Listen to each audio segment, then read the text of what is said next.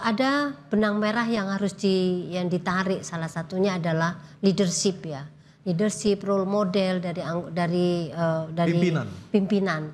Karena bagaimanapun juga anggota ini akan melihat pimpinannya.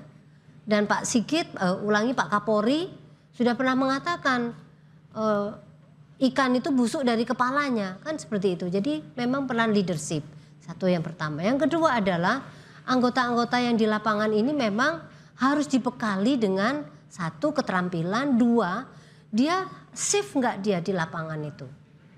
Pada saat dia keterampilannya tidak terpenuhi, dia akan seperti tadi itu, tidak bisa menilai situasinya. Akhirnya fatal ya. Seperti itu. Dan berikutnya adalah pada saat menangani unjuk rasa, safe nggak dia menangani unjuk rasa itu. Kemudian salah satu lagi, pada saat menangani unjuk rasa, yang dikedepankan adalah anak-anak yang baru lulus kemarin itu. Oke, baik. Yang sesama SMA lulus seperti itu.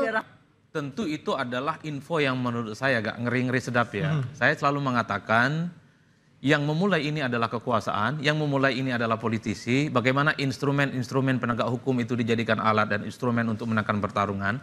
Maka yang bisa mengakhiri segalanya ini adalah kekuasaan dan politisi itu. Jadi jangan pernah menggunakan penegak hukum kita untuk kepentingan politik, mengintervensi dan mengintimidasi.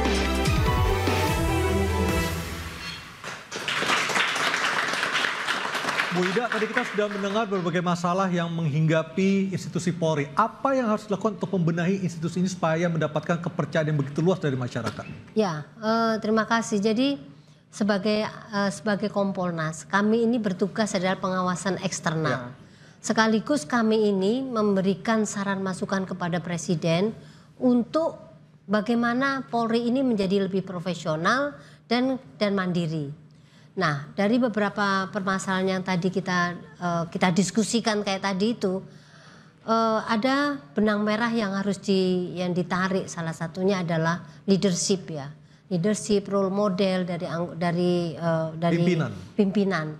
Karena bagaimanapun juga anggota ini akan melihat pimpinannya.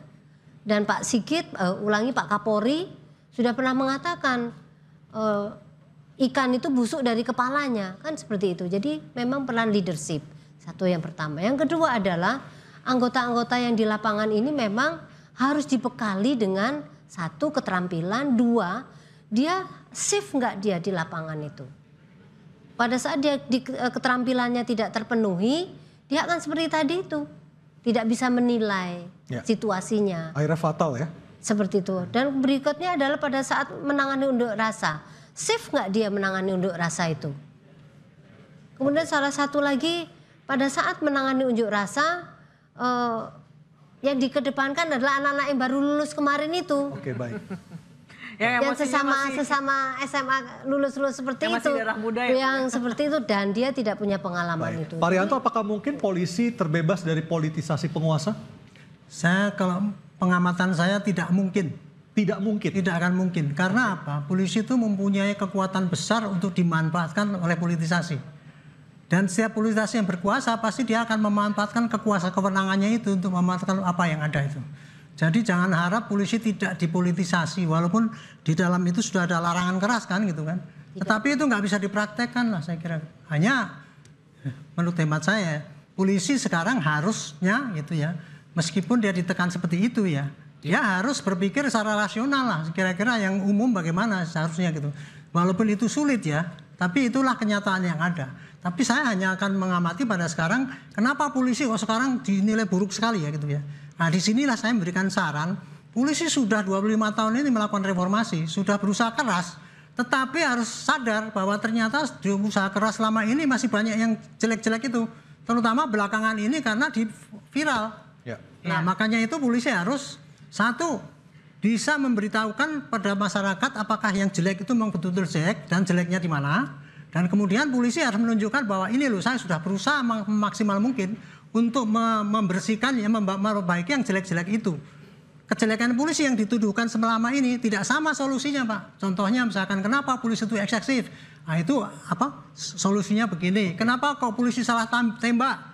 Salah tembak itu ya, saran saya yang praktis adalah gunakan peluru itu hanya untuk polisi yang betul-betul terpilih untuk menghadapi ancaman, tetapi kepada yang lain kasih senjata pembunuh, misalnya begitu. Baik. Pada judul yang susah memberantas itu ya, itu tolong caranya adalah bukan hanya kepada nangkepi pelaku, tapi kepada mekanisme bagaimana berkembangnya judul itu.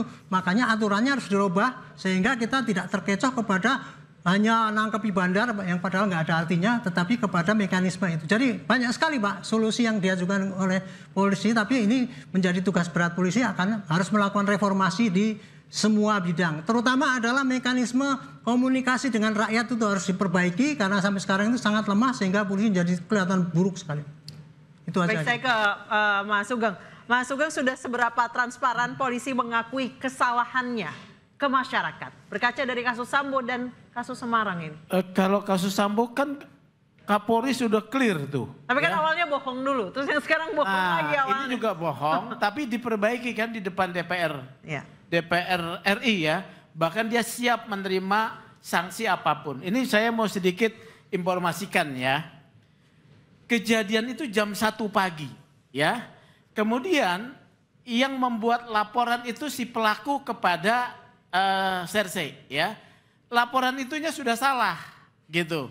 Nah, Kapolresta sebagai atasannya pada esok harinya dia harus memberi keterangan. Pengecekan lapangan dan segala macam belum dilakukan. Jadi dia masih percaya pada keterangan anggotanya. Ya. Jadi ketika dia percaya keterangan pada anggotanya kan salah tuh ya. Diserang dan kemarin dia sudah klarifikasi siap untuk menerima sanksi. Artinya kekeliruan itu bukan kesengajaan. Ya. Bodoh sekali kalau dia sengaja menutup-nutupi hanya karena seorang bribka. Ya, kecuali kalau atasannya nih cari muka nih. Kalau bribka dia, saya dapat data ya, itu laporannya dari bawah dan dia tidak bisa, belum sempat klarifikasi, dia harus sudah beri keterangan. Oke. Jadi itu kekeliruannya ya, tapi dia sudah mengakui. Yang kedua saya mau sampaikan, mengesankan bahwa yang salah hanya polisi, gitu ya.